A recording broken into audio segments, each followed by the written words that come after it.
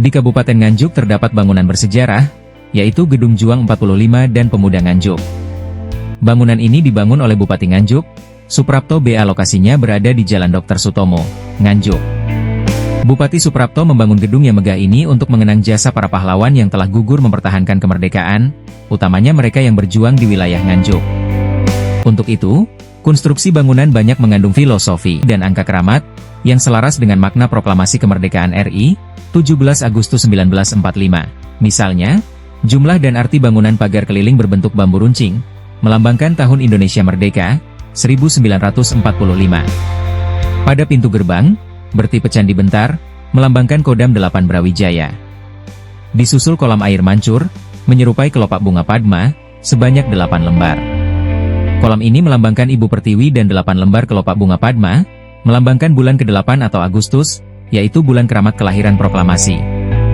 Di belakang kolam air mancur terdapat monumen berbentuk raga 5 pelajar pejuang atau dikenal Tentara Republik Indonesia Pelajar atau TRIP. Di depan gedung juga terdapat tiang bendera, satu berdiri tepat di tengah, dan di kanan kiri masing-masing berjumlah 8, sehingga jumlahnya 17.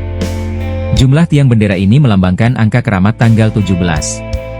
Pada tengah bangunan, ada tangga naik atau trap menuju teras lantai 2. Trap bagian bawah berjumlah 17, dan trap di atasnya berjumlah 8. Trap ini melambangkan angka 17 Agustus.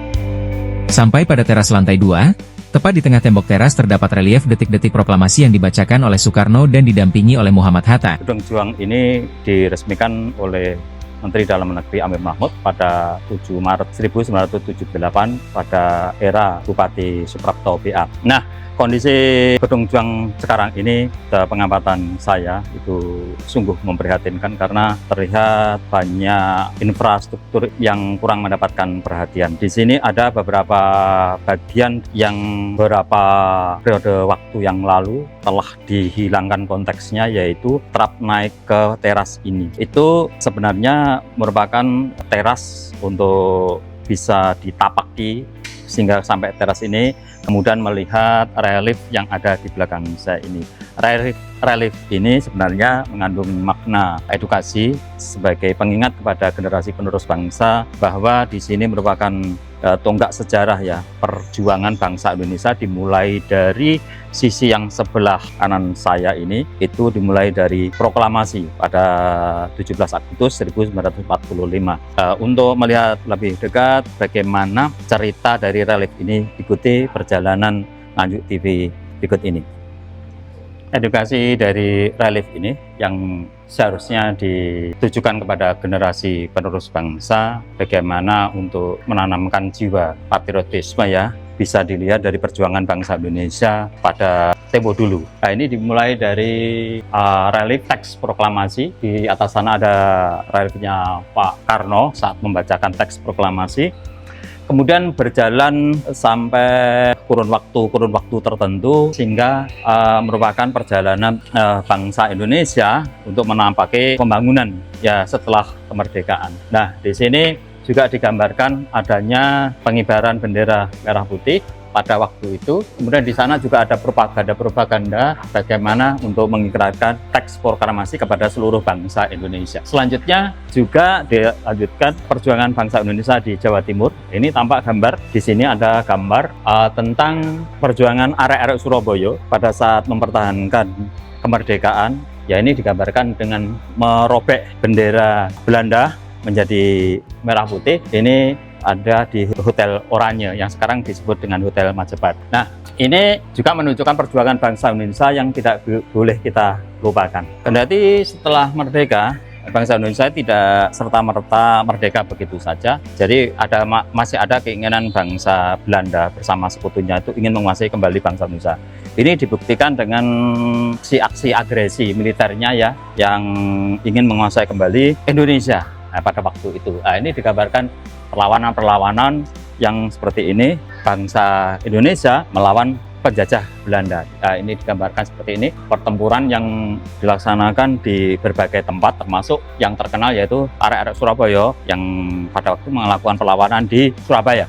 Terus di sini ada tokoh yang tidak asing lagi, yaitu Bung Tomo. Ini yang sebagai penyemangat bangsa Indonesia waktu itu agar tetap bersemangat untuk melawan penjajah. Bung Tomo memang luar biasa propagandanya, baik itu di udara lewat radio maupun di darat, saat memprovokasi bangsa Indonesia, terutama Jawa Timur, agar tetap bersemangat untuk melawan penjajah yang ingin merebut kembali Indonesia, yang tetap masih diwarnai adanya perlawanan dari rakyat Indonesia ya di berbagai penjuru Nusantara agar untuk mempertahankan kemerdekaan yang sudah diraih. Ini tampak para tokoh pejuang yang saat itu ingin berjuang, tidak ingin dijajah kembali. Ini tokoh yang tidak kalah pentingnya adalah Pak Dirman, yang pada saat itu sampai ke Nganjuk juga, sampai dia ditandu, dan di Nganjuk juga ada bukti sejarahnya, yaitu berupa museum di Bajulan sana. Pak Dirman sempat ke Nganjuk untuk melakukan gerilya. Ini untuk menunjukkan kepada dunia bahwa Indonesia itu masih ada, dibuktikan dengan masih memiliki tentara. Nah, ini relief dalam bentuk Pak Dirman kondisi ditandu. Kemudian pada posisi tengah ini digambarkan Pancasila ini sebagai dasar negara kita ya, yang untuk mempersatukan bangsa Indonesia juga digambarkan dalam relief ini. Ya, setelah ini kita menuju pembangunan selanjutnya setelah perjuangan bangsa Indonesia mulai menunjukkan hasilnya ya. Ini digambarkan dengan peristiwa-peristiwa yang ada di daerah lain, termasuk dari Jakarta yang ada di sana, Tugu Monas, kemudian yang ada di Irian Jaya, kemudian ada di Kalimantan dan sebagainya. Nah, ini bahkan pada waktu itu untuk menunjukkan eksistensi bangsa Indonesia, Pak Karno pada waktu itu sudah menunjukkan prestasinya dalam bidang olahraga ini sebagai simbol keberhasilan dalam bidang olahraga. Di sini juga ditunjukkan relief dari tragedi G30 SPKI pada tahun 1965. Di sini ada beberapa tokoh jenderal yang meninggal saat terjadinya G30 SPKI. Itu tampak di atas itu adalah relief dari lubang buaya. Tampak juga di sini para pemudanya sudah mulai beraktivitas, bekerja, melakukan kegiatan-kegiatan sesuai dengan profesi dan bidangnya masing-masing hingga pertanian. Bahkan juga menyangkut masalah pendidikan. Nah, ini di sini juga digambarkan adanya pendidikan yang mulai digarap oleh bangsa Indonesia. Pada posisi di Kabupaten Nganjuk, goal kita pada saat pembangunan sudah mengalir kepada pemerintah Kabupaten Nganjuk. Juga sudah menunjukkan prestasi-prestasi yang luar biasa.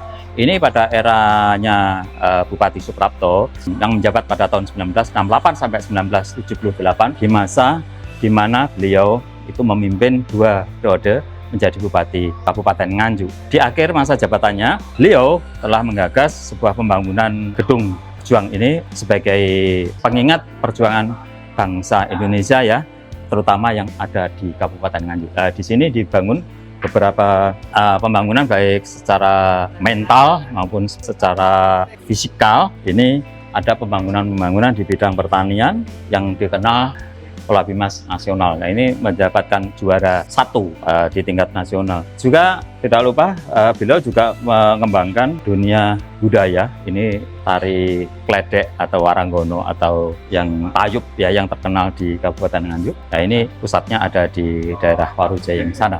Terus juga dibangun, ini Pola KB yang terkenal dulu, Pola KB ya. Pada eranya itu sangat digalakkan sekali untuk menekan tingkat kelahiran. Pak Prapto juga membangun gedung olahraga Stadion Ploso yang ada di Kecamatan Nganjuk. Ini juga dibangun pada eranya Pak Prapto.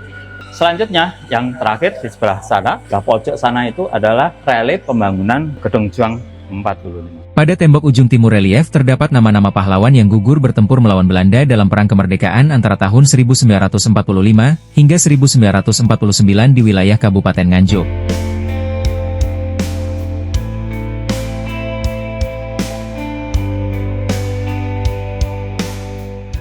Sayang sekali, bangunan trap ini dihancurkan, digantikan dengan pilar-pilar di depan gedung. Tentunya, selain menghilangkan nilai sejarah, keberadaan pilar-pilar tersebut memutus generasi bangsa untuk belajar sejarah Indonesia pada relief lantai 2. Selain bangunan utama, di halaman gedung juga dilengkapi monumen peralatan perang, berupa pesawat tempur, meriam dan tank. Dari Nganjuk, Jawa Timur, Nganjuk TV melaporkan.